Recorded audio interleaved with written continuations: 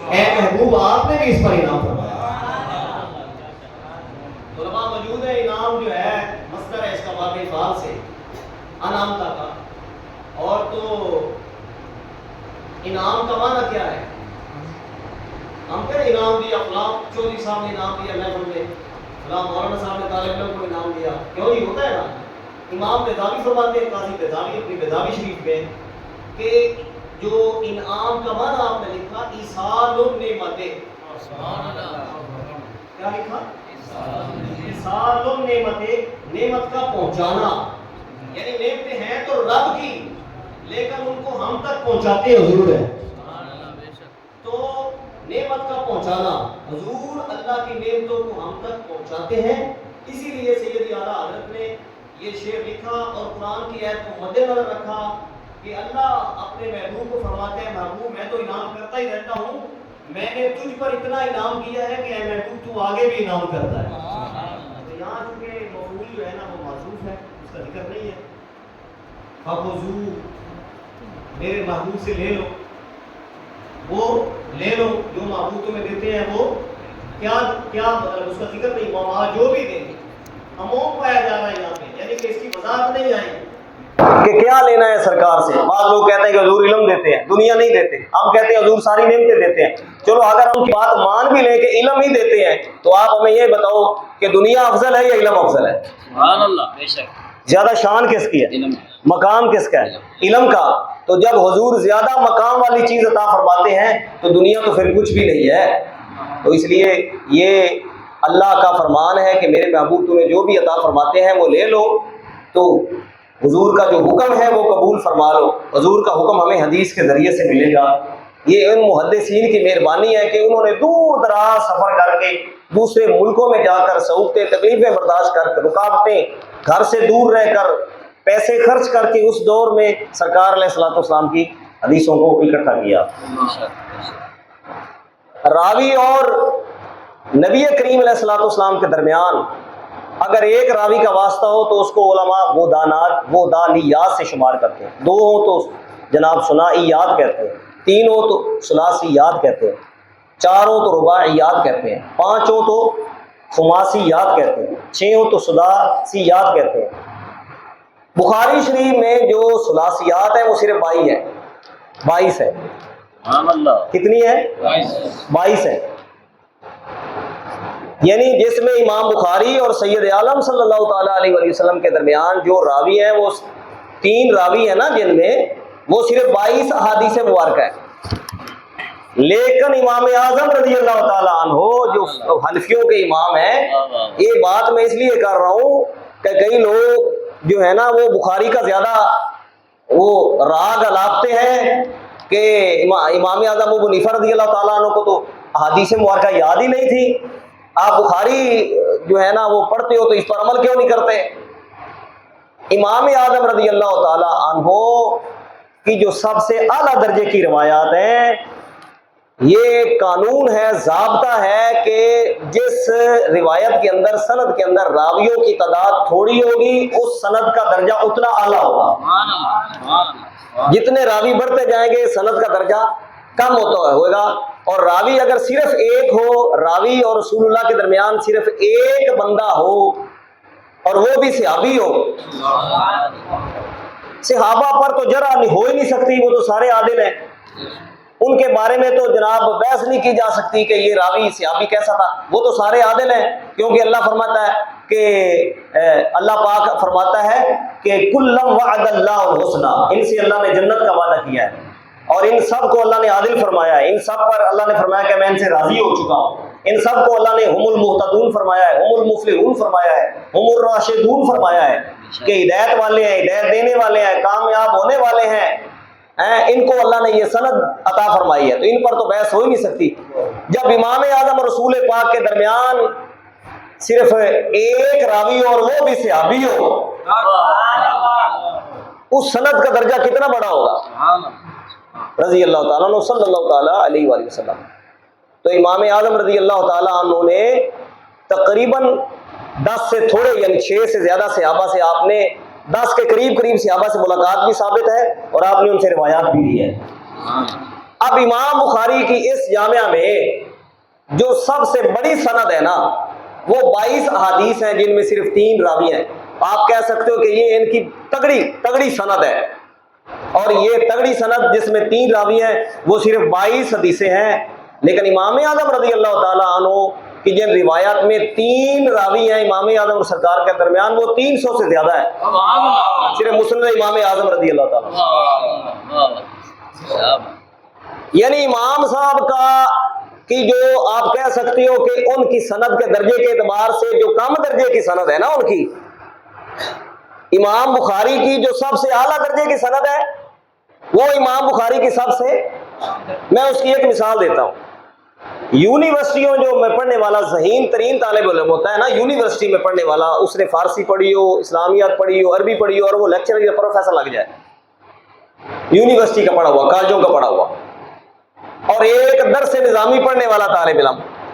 وہ بالکل اس کو عبارت بھی نہیں آتی تھی، آپ درمیانے درجے کا اس کو کہہ لو، جس کو آپ کہہ نالائق تو خیر ہم نہیں کہہ سکتے، درمیانہ، ہمارے شیخ درمیانہ فرماتے تھے، درمیانہ. وہ ان کے الفاظ بڑے زبردست ہوتے تھے، کسی کی آواز سریلی نہیں نہ ہوتی تھی تو آپ فرماتے تھے اس کی درمیانی آواز ہے. تو چونکہ ہمیں ہر معاملے میں احتیاط کرنی چاہیے کہ جو علم دین حاصل کرنے کے لیے آ گیا اس کو تو ہم نالائق نہیں کہہ سکتے. جو اللہ کا محبوب، اللہ کا اور اس کے رسول کا فرمان سیکھنے کے لیے آیا، دین کا علم، قابلیت نہیں ہے وہ اپنی جگہ پہ ہے، لیکن اس فضیلت میں تو وہ شامل ہو چکا ہے نا. میں یرید اللہ تعالیٰ خیرا یفقہہ فی الدین، کہ جس پر اللہ بھلائی کا ارادہ کرتا ہے اسے دین کی سمجھ عطا فرمائے. تو جو درمیانہ آپ کہہ سکتے ہو، جس کو آپ کہہ سکتے ہو کہ یہ جناب وہ کیا چوتھا درجہ ہوتا ہے، وہ کیا چوتھا درجہ جس میں یہ مقبول جس کو بولتے ہیں، مقبول مطلب ہے کہ جس کو زیادہ عبارت نہیں آتی، سیغے جس کو نہیں آتے، مطلب ہے کہ ذکی تو اعلیٰ درجے کا ہو گیا نا. یہ درمیانہ جو ہوتا ہے، درمیانہ جو ماڑا کہہ لو، پڑھنے میں ماڑا ہوتا ہے، ہاں غبی کہہ لو چلو. اب یونیورسٹیوں کا ذہین ترین اور درسوں کا غبی جو سب سے کم درجے کا ہوتا ہے نا بظاہر، وہ ان پر فضیلت رکھتا ہے، وہ ان سے زیادہ اچھی عربی پڑھا سکتا ہے. کیوں جی؟ ان سے زیادہ اچھی گرامر جانتا ہے. تو میں یہ مثال صرف سمجھنے کے لیے عرض کیا میں نے، ورنہ مقابلہ نہیں ہو سکتا. امام اعظم رضی اللہ تعالیٰ عنہ کی وہ روایت جو باقی روایتوں سے جس کو کم درجہ حاصل ہے، اور امام بخاری رحمۃ اللہ تعالیٰ علیہ کی وہ روایت جس کو سب سے پہلا درجہ حاصل ہے، وہ 22 ہے اور ان کی 300 درجہ ہے. تو آج ہم بخاری شریف، یہ وہ بخاری ہے کہ ابو زید مروزی رحمۃ اللہ تعالیٰ علیہ، یہ غالباً امام بخاری کے شاگرد ہیں، یہ کہتے ہیں کہ میں نے سرکار صلی اللہ تعالیٰ علیہ وسلم کی زیارت کی، مجھے ان کی زیارت کا شرف حاصل ہوا. تو پیارے آقا صلی اللہ تعالیٰ علیہ وسلم نے مجھے ارشاد فرمایا کہ ابو زید تو امام شافعی کی کتابیں پڑھتا ہے، ہماری کیوں نہیں پڑھتا؟ امام شافعی کی کتابیں پڑھتا ہے، ہماری کیوں نہیں پڑھتا؟ انہوں نے عرض کیا یا رسول اللہ علیہ الصلوۃ والسلام، آپ کی کون سی کتاب ہے؟ آپ مجھے حکم فرمائیں مجھے پڑھنے کا شرف حاصل ہو. تو سید عالم صلی اللہ تعالیٰ علیہ وسلم ارشاد فرمایا ہماری وہ کتاب ہے جس کو محمد بن اسماعیل نے لکھا ہے، جس کو بخاری کہتے ہیں، یہ ہماری کتاب ہے. علماء فرماتے ہیں کہ اس کا ختم اگر دلایا جائے حل مشکلات کے لیے، کیوں جی؟ بخاری شریف پڑھی جائے تو یہ مجرب ہے، جس کشتی میں یہ ہوگی وہ ڈوبے گی نہیں، جس مکان میں یہ بخاری شریف ہوگی وہ جلے گا نہیں. آج تو ہمارا حال یہ ہے کہ ہم پہنچ تو جاتے ہیں یہاں تک، پڑھتے بھی ہیں، اللہ کامیابی عطا فرمائے، شرف تو حاصل ہو جاتا ہے، لیکن اس کا حق ہم ادا نہیں کرتے. ہمارے علماء کہلانے والے بھی ہیں، ان کو بھی ہو سکتا ہے بخاری شریف کی عبارت نہ پڑھنی آتی ہو، لیکن آج سے ہم تقریباً 300 سال پیچھے جائیں، ملا جیون علیہ رحمہ جو تفسیرات احمدیہ کے مصنف ہیں، ان کے شاگرد ہیں اورنگزیب عالمگیر بادشاہ، جو عالم دین بھی تھے، ان کو اس بخاری شریف کا متن سارا زبانی یاد تھا. ہمارے جو اسلاف جو بادشاہ گزرے ہیں، دیندار بادشاہ، ان کو بخاری شریف کا متن، اورنگزیب عالمگیر بادشاہ کو سارا متن زبانی یاد تھا. اور آج ہم میں قرآن کے حافظ ایسے ہیں کہ جن کا اللہ ہی حافظ ہے. تو امام بخاری رحمۃ اللہ تعالیٰ علیہ نے اس کتاب میں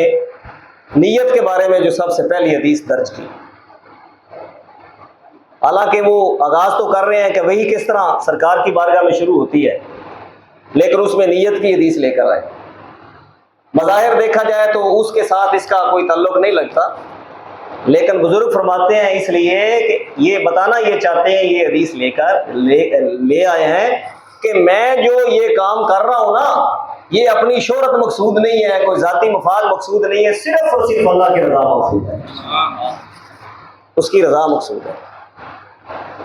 تو 16 سالوں کے اندر، کتنے سالوں کے اندر؟ امام بخاری کی اور بھی بڑی کتابیں ہیں، لیکن جو شہرت اس کتاب کو حاصل ہوئی ہے وہ کسی اور کتاب کو حاصل نہیں ہوئی۔ یہ صحیح بخاری اس کو اس لیے کہتے ہیں، اس کا مطلب یہ نہیں ہے کہ اس میں 100% حدیثیں ساری صحیح ہیں، باقی کتابوں کی نسبت اس میں جو زیادہ تر احادیث مبارکہ ہیں وہ یعنی باقی کتابوں میں ذرا کم صحیح ہوگی اس سے، یعنی 100% نہیں کہہ سکتے ہم، کیونکہ ظاہر ہے یہ کوئی اللہ کا کلام تو نہیں ہے نا جس کو ہم لا ریب فیہ کہہ سکیں، وہ تو رب ہی کا کلام ہے نا۔ تو اس میں صحیح احادیث جو ہیں وہ کثرت سے آپ لے کر آئے ہیں، تو یہ وہ کتاب ہے کہ جس میں احادیث مبارکہ بھی ہیں اور زیادہ صحیح ہے۔ تو الحمدللہ یہ پڑھنے کا ہمیں شرف حاصل ہوا ہے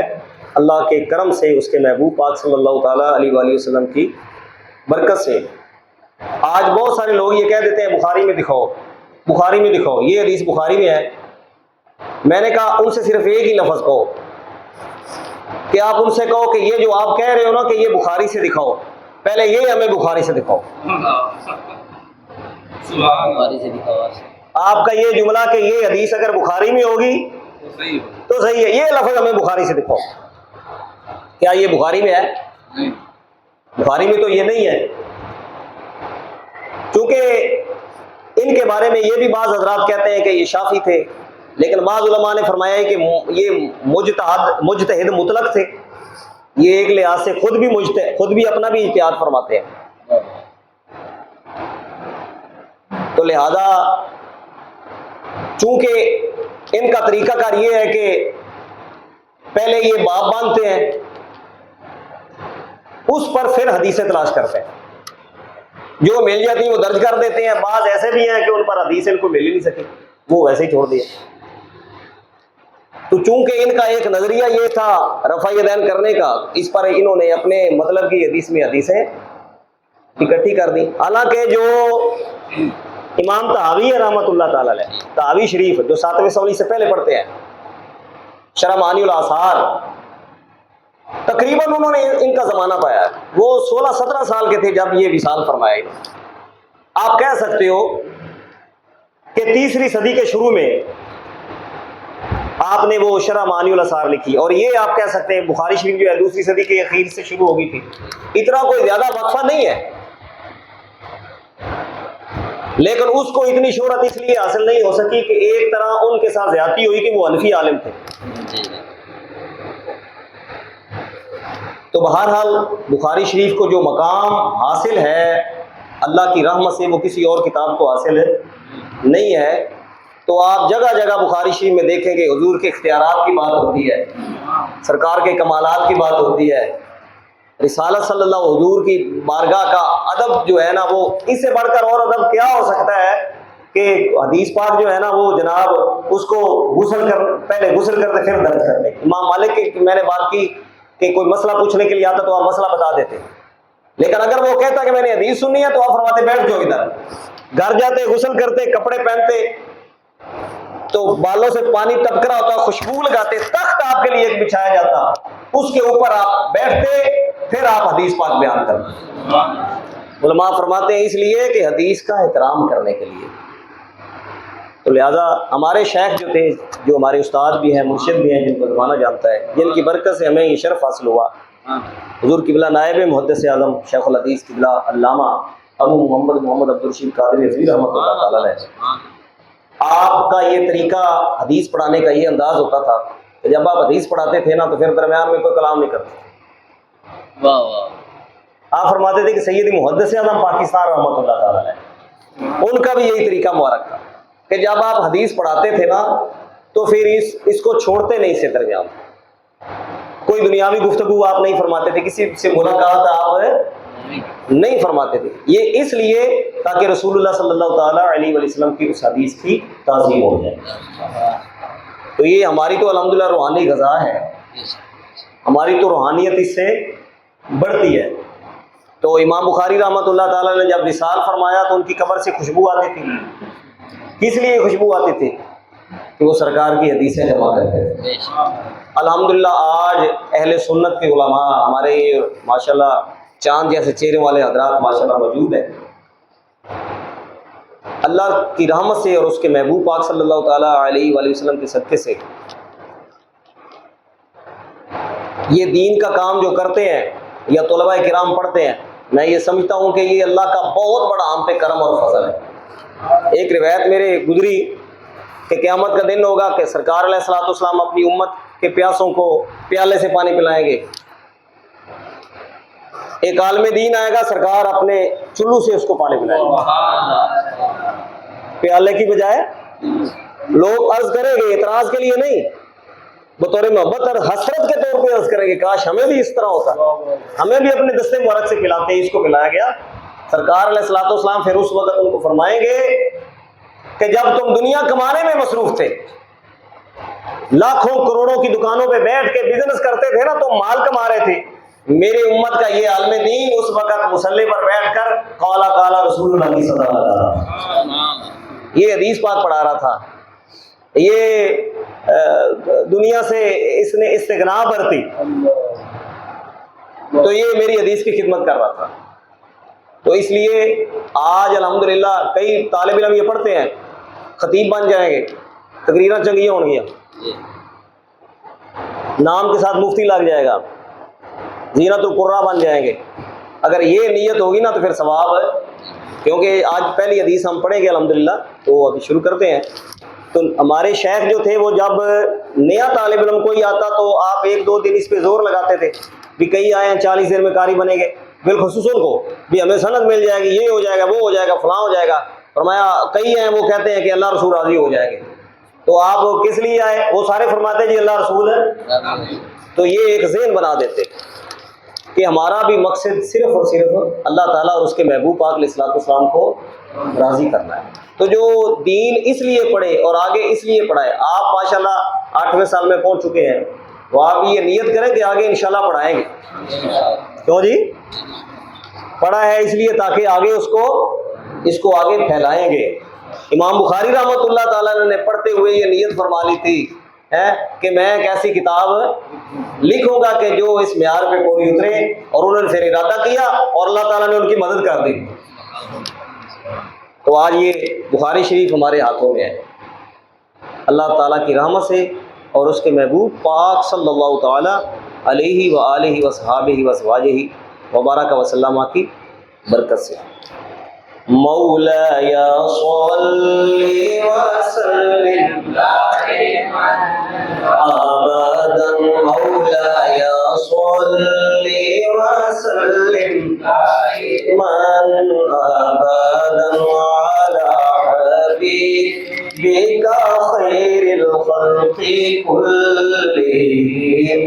هو الحبیب الذی ترجى لكل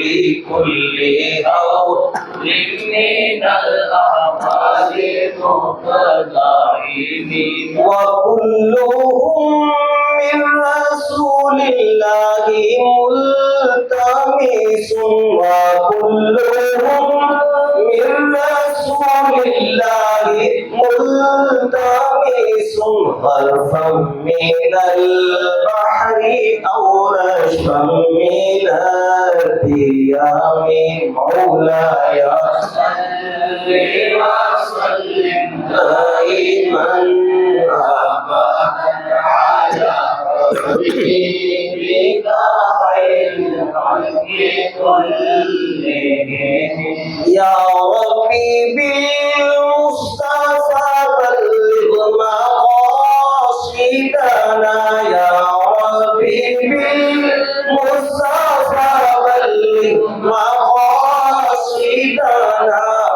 اغفر لنا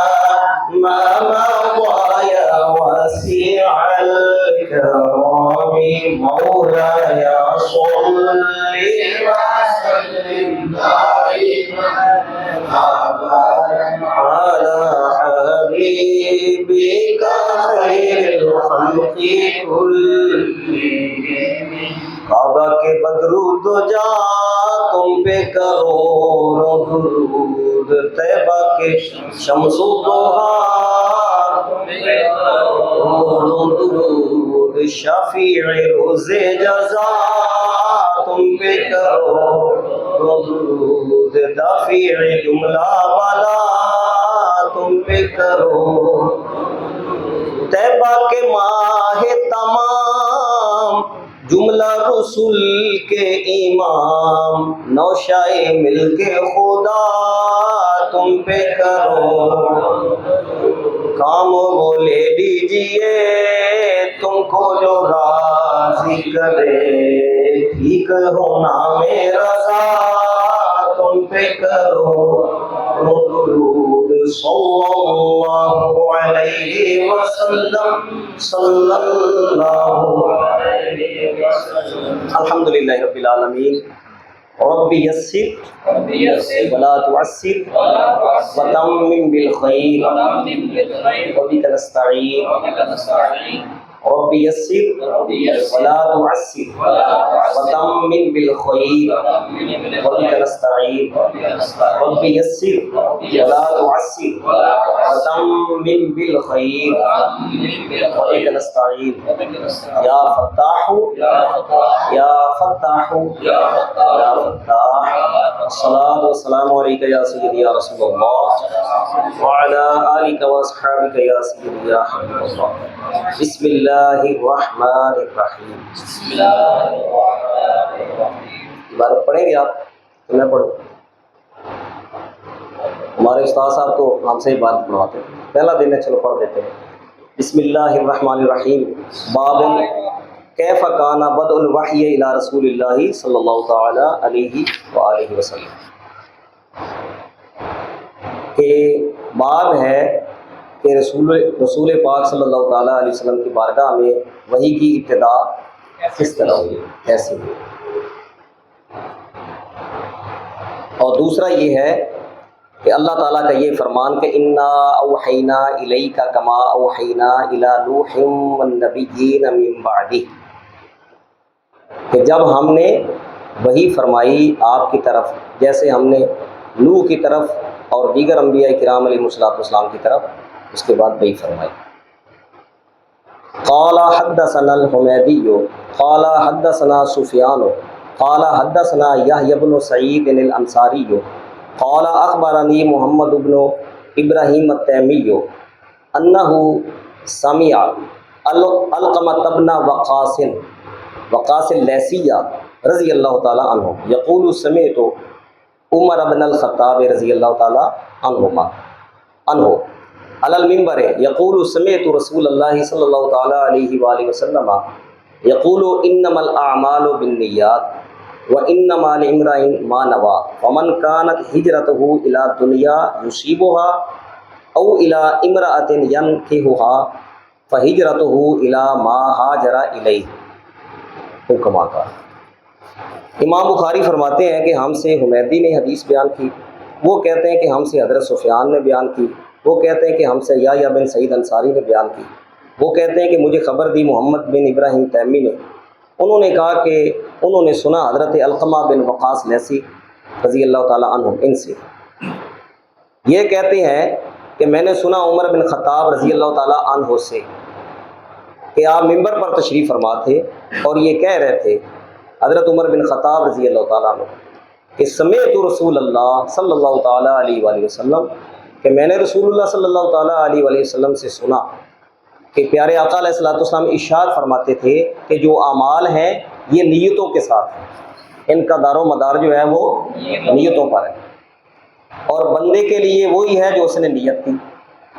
فمن کانت ہجرتہ تو جس کی ہجرت الی دنیا دنیا کے لیے ہوگی یصیبھا تو وہ اس کو پا لے گا، او الی امرأۃ یا عورت کے لیے اگر کسی نے نیت کی عورت کے ساتھ نکاح وغیرہ کرنے کے لیے کہ اس کے ساتھ نکاح کرے تو اس کی ہجرت اسی طرف ہوگی جس طرف اس نے ہجرت کی۔ تو یہ حدیث جو امام بخاری رحمۃ اللہ تعالیٰ علیہ نے سب سے پہلے اس کتاب میں درج فرمائی، اور اس سے بتایا یہ کہ جو بھی آپ نے کام کرنا ہے نا، اس میں سب سے پہلے نیت کا عمل دخل ہے۔ روزہ اگر بغیر نیت کے بندہ رکھے تو اس کا ثواب نہیں ہوگا، بلکہ روزہ بھی نہیں ہوگا۔ تو نیت اگر اچھی ہوگی تو اس کا اجر بھی اسی طرح ملے گا، اور اگر نیت دنیا کے لیے کسی کام کی، مثال کے طور پہ کوئی نماز پڑھتا ہے دکھاوے کے لیے، تو اس کو ثواب نہیں ملے گا، کیونکہ اس کی نیت دکھاوا ہے۔ تو یہ حدیث درج کر کے آپ بتانا یہ چاہتے ہیں کہ میری جو نیت ہے وہ خالصتاً یہ ہے کہ اللہ تعالیٰ راضی ہو جائے اور اس کے محبوب پاک صلی اللہ تعالیٰ علیہ وآلہ وسلم راضی ہو جائیں، کیونکہ جو مومن کی نیت ہوتی ہے، نیت المومن خیر من عمل ہی، مومن کی جو نیت ہوتی ہے وہ اس کے عمل سے بہتر ہوتی ہے۔ اگر کوئی ہجرت اللہ اور اس کے رسول کے لیے کرتا ہے تو اللہ رسول کا قرب اس کو نصیب ہو جائے گا، وہ اس پر راضی ہو جائیں گے۔ اگر کوئی اس لیے دنیا کے لیے نیت کرتا ہے، مثال کے طور پہ کوئی مدینہ شریف اگر جاتا ہے یا مکہ شریف جاتا ہے، خالص یہ نیت لے کر کے بیت اللہ شریف کا طواف کروں گا، سرکار علیہ الصلوۃ والسلام کی بارگاہ کی حاضری کا شرف حاصل ہوگا، زیارت کروں گا قبر شریف کی، تو یہ نیت اللہ رسول کے لیے اس کی۔ اور اگر کوئی یہ نیت کر لیتا ہے کہ جناب وہاں پہ جو اجوا کھجوریں ہیں وہ صحیح مل جاتی ہیں، سستی ہیں، اور وہ لے کر آؤں گا، تو وہ اس کو ثواب۔ تو لہٰذا ہماری بھی نیت یہ ہونی چاہیے، دین پڑھتے ہوئے اور دین پڑھاتے ہوئے، حدیث پڑھتے ہوئے حدیث پڑھاتے ہوئے، قرآن پڑھتے ہوئے اور قرآن پڑھاتے ہوئے، کہ ہمارا مقصد صرف اور صرف علم حاصل کرنا ہے اللہ رسول کی رضا کے لیے، اور اس کو پھیلانا ہے۔ کہ ہمارا کوئی دنیاوی اس سے کوئی مقصد ہے، سروس حاصل کرنا یا نوکری حاصل کرنا یا اس کے بدلے میں دنیاوی مال کمانا یا منفعت جو ہے نا وہ حاصل کرنا، یہ مقصد نہیں ہے۔ تو جب یہ نیت ہم کریں گے اللہ تعالیٰ اور اس کے محبوب پاک علیہ الصلوۃ والسلام کی رضا کی نیت کریں گے، تو اللہ رسول کی رحمت سے باقی سارے کام خود بخود ہو جائیں گے۔ تو اس میں بہت بڑا سبق ہے ہم سب کے لیے کہ نیت جو ہے نا اس کو درست کیا جائے۔ نیت کے بارے میں دل کے پکے ارادے کو کہتے ہیں۔ مثال کے طور پہ ہم زور کی سنتے پڑھ رہے تھے یا زور کے فرض پڑھ رہے تھے، اور دل میں یہ ارادہ تھا کہ ہم جناب زور کے فرض پڑھ رہے ہیں، لیکن نیت کرتے وقت وہ اثر کا منہ سے نکل گیا، عدم توجہ کی وجہ سے یا سبت لسانی کی وجہ سے۔ نیت کرتے وقت منہ سے کیا نکل گیا؟ جہاں کہنا تھا 4 رکعت نماز فرض وقت نماز آج کی، ظہر کہنے کی بجائے کیا نکل گیا؟ تو اس سے کچھ نہیں ہوگا، کیونکہ دل میں نیت کیا ہے؟ تو نیت کا جو درجہ وہ یہ ہے کہ جب کوئی پوچھے آپ تو فوری اسی وقت بتائے کہ میری یہ نیت ہے۔ تو چونکہ دل کے پختہ ارادے کو کہتے ہیں، زبان سے اگر کوئی شے کہہ لی جائے تو وہ زیادہ مستحق ثواب ملے گا۔ تو دل میں ہمارا یہ ارادہ ہے کہ ہم اللہ کے رسول صلی اللہ تعالیٰ علیہ وسلم کی جو پیاری پیاری حدیثیں ہیں، جن کے بارے میں رب نے فرمایا ہے کہ میرا محبوب تمہیں جو بھی عطا فرماتا ہے وہ میرے محبوب سے قبول کرتے جاؤ، اور حضور فرماتے ہیں بلغوا انی ولو آیا، پھر ان کو آگے پہنچاتے بھی جاؤ۔ الحمدللہ اللہ کی رحمت سے اور اس کے محبوب پاک صلی اللہ تعالیٰ علیہ وسلم کے کرم سے آج 8ویں سال کی اس کلاس کا جماعت کا بدھ کا دن ہے، ویسے بھی قبولیت کے دن ہے، ہفتے کا دن بھی بزرگ یا تو ہفتے کو شروع کرتے ہیں یا بدھ کو شروع کرتے ہیں، بزرگوں کا طریقہ ہے۔ تو اللہ پاک اس جامعہ کو جامعہ علیمیہ ترتیل القرآن، اس کو اللہ تعالیٰ دن 25ویں رات 26ویں ترقی عطا فرمائے۔ قاری صاحب ماشاءاللہ بڑے آسان انداز سے قرات پڑھاتے ہیں، علامہ صاحب ماشاءاللہ محنت کرتے ہیں۔ آج سے 8 سال پہلے جو انہوں نے سفر شروع کیا تھا، آج الحمدللہ ان کی وہ کلاس جو ہے وہ دورہ حدیث تک اللہ رسول کی رحمت سے الحمدللہ پہنچ چکی ہے۔ اللہ تعالیٰ اس جامعہ کو تا قیامت شاد و آباد رکھے، اور اہل سنت کے جتنے بھی جامعات ہیں آپ کے شہر میں، بالخصوص علامہ فرق صاحب آپ کل فرما رہے تھے کہ 300 سے زیادہ تقریباً 250 تقریباً طالبات تقریباً، یہ بہت بڑا کام ہے۔ علامہ حامد حسن صاحب کا ادارہ ماشاءاللہ، وہ دیگر علامہ صادق سیالوی صاحب، وہ دیگر علماء اہل سنت ہیں، یہ ادارے۔ آخری بات کر دوں اگر اجازت ہو، فارشی کا سبق ہو گیا، کہ جب دنیا میں اس ہندوستان میں بالخصوص اسلامی حکومت تھی، جو مغلیہ خاندان تھا ان کا جب دور حکومت تھا، مدارس جو ہے نا، مدارس ہمارے اہل سنت تھے، یعنی اس وقت جو مدارس تھے، عربی میں مدرسہ کہہ دیتے ہیں، انگریزی میں اسکول کہہ دیتے ہیں، مطلب ایک ہی ہے دونوں کا، مدرسہ اسکول کو کہتے ہیں۔ عرب شریف میں آپ جائیں نا، عرب شریف میں تو وہاں اسکول نہیں لکھا ہوتا، تعلیمی ادارے کو وہاں کیا لکھا ہوتا ہے؟ مدرسہ۔ تو یہ سکول کا لفظ تو اس وقت آیا نا کہ جب یہاں پہ انگریز آئے، پہلے یہ ان کو سرکاری سرپرستی حاصل ہوتی تھی مدارس کو، دینی دنیاوی قرآن حدیث فقہ فلکیات ریاضیات دیگر جو اس وقت کے دنیاوی علوم تھے، جدید اس وقت کے علوم تھے، وہ بھی پڑھائے جاتے تھے، اور قرآن حدیث اور فقہ وغیرہ یہ ساری چیزیں، یعنی اگر ایک بندہ عالم دین بنتا تھا تو وہ ایک زبردست مدبر قسم کا سیاستدان بھی بنتا تھا، انجینئر بھی بنتا تھا، حکیم بھی بنتا تھا۔ یہ ملا جیور رحمۃ اللہ تعالی علیہ، یہ امام اس کے استاد ہیں اورنگزیب عالمگیر بادشاہ کے، اور مجدد الافسانی جو ہے شیخ احمد فروقی سرہندی رضی اللہ تعالیٰ، ان کے ایک کلاس فیلو تھے نواب سعد اللہ، یہ ایک مدرسے سے دونوں پڑھے ہوئے، نواب سعد اللہ اور مجدد الافسانی شیخ احمد فروقی سرہندی رضی اللہ تعالیٰ عنہ، یہ ایک ہی مدرسے سے پڑھے ہوئے ہیں، لیکن وہ ہندوستان کے 48 سال نواب سعد اللہ وزیر اعظم رہے، سیاست میں آگے نکلے، اور یہ ولایت اور علم میں آگے نکل گئے، لیکن شاگرد دونوں ایک استاد کے ہیں۔ اتنا زبردست نظام تھا اسلامی حکومت کا، اور یہ دنیا کے 7 بڑے عجوبے ہیں، ان میں ایک عجوبہ یہ تاج محل ہے، دنیا کے 7 بڑے عجوبوں میں سے ایک عجوبہ تاج محل ہے، اور تاج محل جس انجینئر نے بنایا تھا وہ بھی اورنگزیب عالمگیر بادشاہ کے قائم کردہ مدرسہ کا فارغ التحصیل طالب علم تھا، یعنی پہلے سب کچھ ایک تھا۔ پھر کیا ہوا، انگریز آ گئے، انہوں نے قرآن حدیث دینی تعلیم کو ختم کر دیا اور دنیاوی تعلیم کو رائج، اپنا جو نظام تھا عدالتی وہ انہوں نے بدل دیا، اسلامی نظام کو ختم کر دیا، لوگ اس طرف مائل ہو گئے۔ اس وقت پھر جو علماء تھے جن کو اللہ نے یہ ذوق بخشا تھا، انہوں نے اپنی مدد آپ کے تحت مدارس قائم کیے، سرکاری سرپرستی تو ان کی ختم ہو گئی تھی، انگریزوں نے تو ان کی مخالفت کی، اس وقت سے لے کر اب تک علماء مدارس قائم کرتے ہیں اور ان کی سرپرستی کرتے ہیں، اور اپنی مدد آپ کے تحت ان مدارس کو چلاتے ہیں، اور جو اہل سنت، جو اہل درد لوگ ہیں، عقیدت مند لوگ ہیں، اہل محبت لوگ ہیں، اہل ثروت لوگ ہیں، مخیر حضرات ہیں، وہ ان کے ساتھ تعاون کرتے ہیں، اور اس طرح یہ ادارے اپنی مدد آپ کے تحت چلتے ہیں، اور انشاءاللہ تعالی یہ قیامت تک۔ یہ بات میں نے اس لیے کی ہے کہ جب آپ پڑھیں گے تو آپ کو ادارہ بھی بنانا پڑے گا، کوئی ادارہ چلانا پڑے گا، جس ادارے سے آپ پڑھ کے جائیں گے اس کو آپ نے یاد بھی رکھنا ہے۔ اکثر طالب علم کیا ہوتے ہیں، وہ پڑھ کے بھول جاتے ہیں، نہ استاد صاحب کو ملتے ہیں چل کے، نہ اس ادارے کے کسی موقع پہ وہ جو سالانہ ہوتے ہیں، کچھ ایونٹ ہوتے ہیں سالانہ، جو خدمت کے موقع ہوتے ہیں، رمضان شریف میں ہوتا ہے، گندم کے موقع پہ ہوتا ہے، قربانی کے موقع پہ ہوتا ہے، یہ خدمت کرانے کے موقع ہوتے ہیں، وہ توجہ نہیں دیتے۔ پھر نقصان ان کا کیا ہوتا ہے کہ علم کی جو برکت ہوتی ہے نا، استاد کا جو فیض ہوتا ہے، اس سے وہ محروم ہو جاتے ہیں۔ تو یہ میں آپ سے بالخصوص یہ گزارش کرنا چاہوں گا کہ آپ کا آخری سال ہے، ظاہر آپ الحمدللہ فارغ ہو جائیں گے، تو آپ نے جس ادارے میں پڑھا ہے، جن اساتذہ سے آپ نے پڑھا ہے، جن اداروں میں آپ نے پڑھا ہے، اداروں میں ان کو یاد بھی رکھنا ہے۔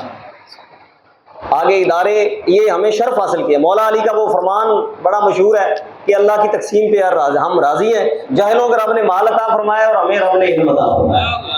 تو اس سے بڑھ کے اور ہمیں کیا چاہیے؟ سب سے دنیا کی جو بڑی قیمتی دولت ہے وہ اللہ نے ہمیں عطا فرما دی۔ یاد رکھیں اللہ تعالیٰ دنیا ہر ایک کو دیتا ہے، دشمنوں کو بھی دے دیتا ہے،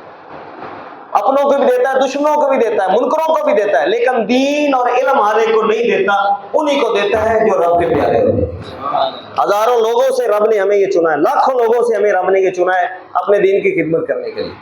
تو یہ سعادت ہے ہمیں، اور اس پر جتنا بھی اللہ تعالیٰ کا شکر ادا کیا جائے وہ کم ہے۔ بعض مدارس میں ایسے مدرسین بھی ہوتے ہیں جو اپنے طالب علم کو یہ کہہ دیتے ہیں یہاں کیا رکھا ہے، آپ مولوی بن کے کیا کرو گے، مدرس بن کے کیا کرو گے، مدرس کی تو تنخواہ 15,000 20,000 ہوتی ہے، اس طرح وہ ان کا ذہن خراب کرنے کی کوشش کرتے ہیں، وہ بیچارے خود احساس کمتری کا شکار ہوتے ہیں۔ تو بزرگ فرماتے ہیں، ہم نے اپنے شیخ سے سنا، وہ فرماتے ہیں دین کی خدمت کرنے کی وجہ سے کسی شے کی کمی بندے کو رہتی ہے۔ دنیا کی نعمتیں خود چل کے پاس آتی ہیں، نعمتیں چل، مجھے نہیں پتا یونٹ کا کیا ریٹ، بجلی کے یونٹ کا کیا ریٹ ہے، کیونکہ کبھی بل ادا ہی نہیں کرنا پڑا۔ اور جب سے مدرسہ بنایا ہے نا، اب تھوڑی سی فکر ہے،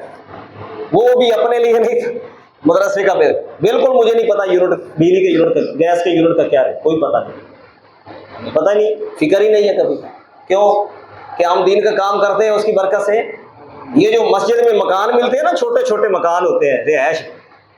ہمارے حضرت صاحب فرماتے ہیں کہ یہ کوٹھی ہوتی ہے، کوٹھی، فرماتے کوٹھیاں ملی ہوئی ہیں